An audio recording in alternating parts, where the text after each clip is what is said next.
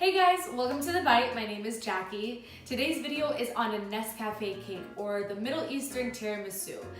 I haven't had this cake in years, and the beauty of social media, one of my friends that I've made on there, Haifa, also known as Fufu in the Kitchen, jogged my memory and created the Nescafe cake, and it brought back all these memories, and I felt like I could just taste it just by looking at her picture. So I knew that I needed to make it, and tomorrow's actually Mother's Day. So I am making Mama once, Mama's gonna make. It's super quick and easy. Nescafe is actually a very popular coffee in the Middle East. In fact, my tete prefers that along with her Arabic coffee to any other coffee.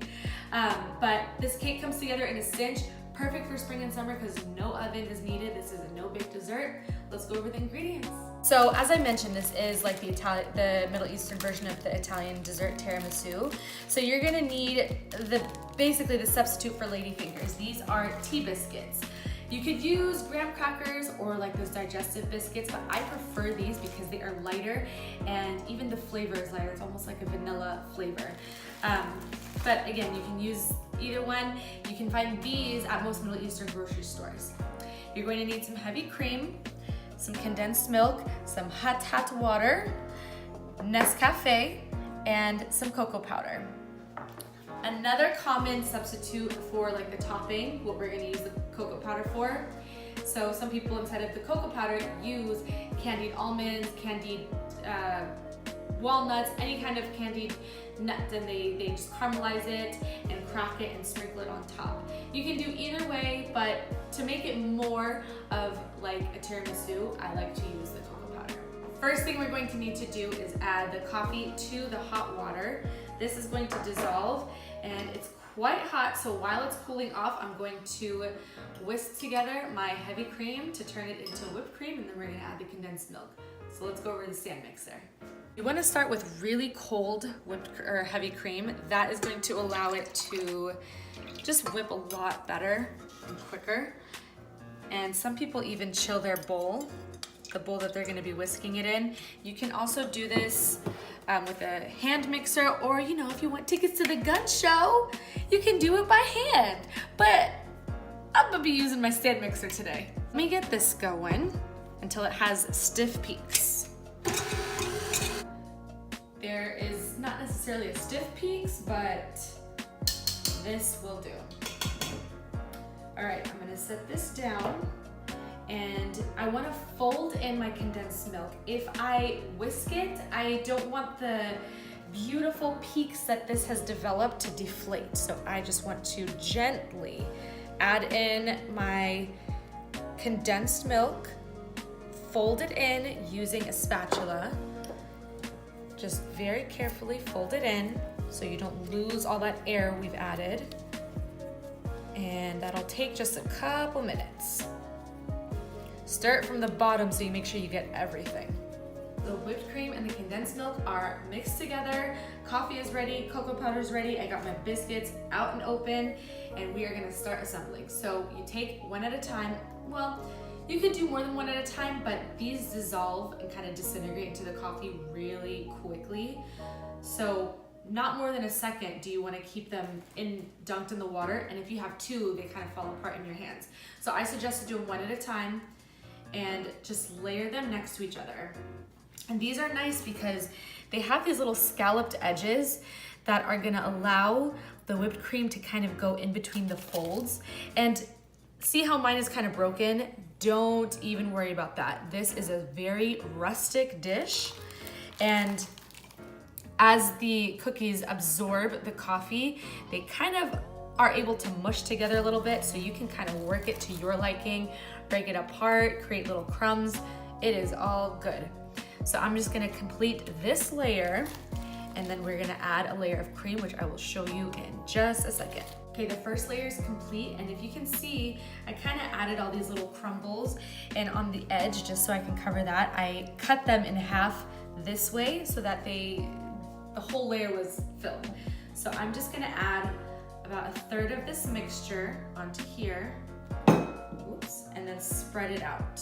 What I found, like if you wanna be able to see the layers a little bit easier once you're eating them, don't go all the way to the edge like I am. Leave a little bit of space like this so that when you're taking it out piece by piece, it's kind of easier to see the layers.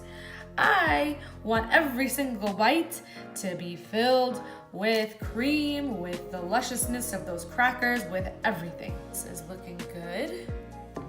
And now I'm gonna take some of my cocoa powder and dust it on this layer. I am gonna repeat this process until I reach the top. In my 9x13, this means that I'm gonna be doing about 3 layers.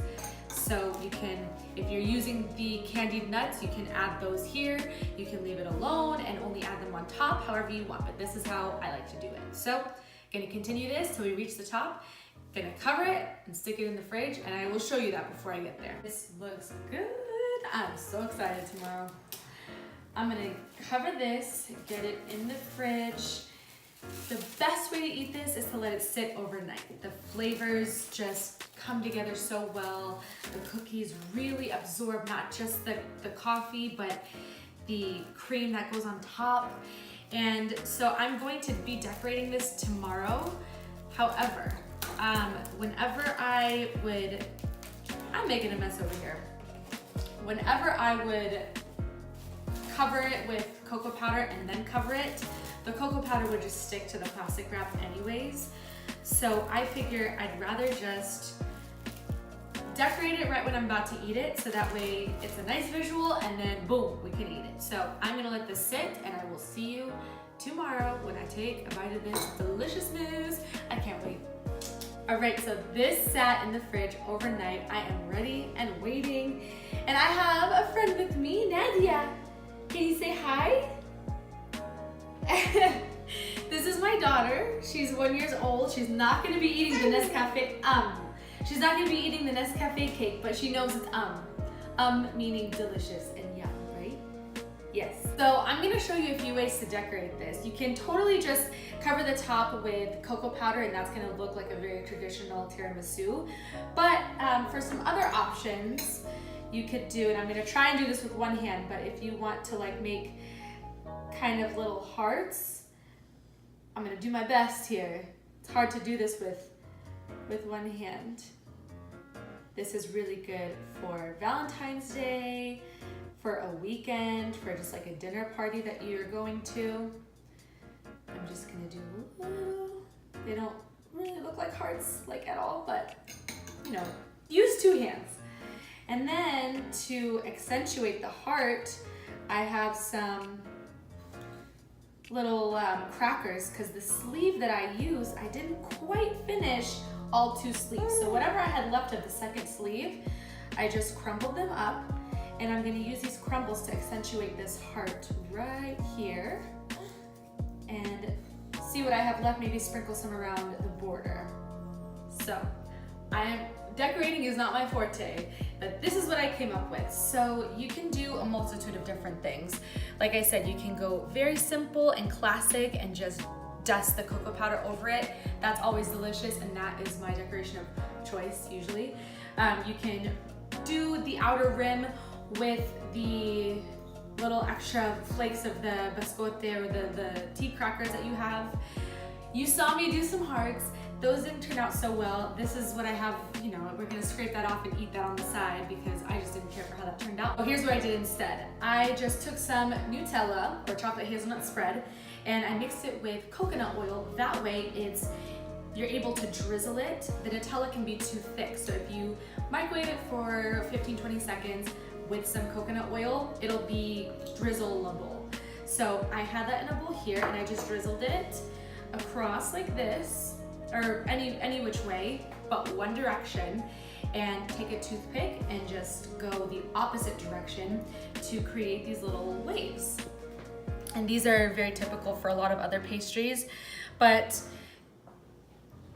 regardless of what is on top, it's what inside that counts, right?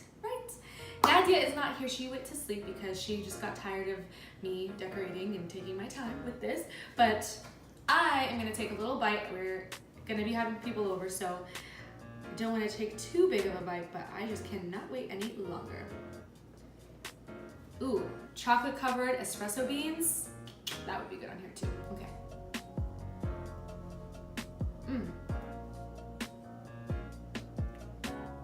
one of my favorite desserts ever. I'm so glad that I was reminded of this amazing, simple, decadent dessert that takes pretty much no time to make. It's kind of like an icebox cake.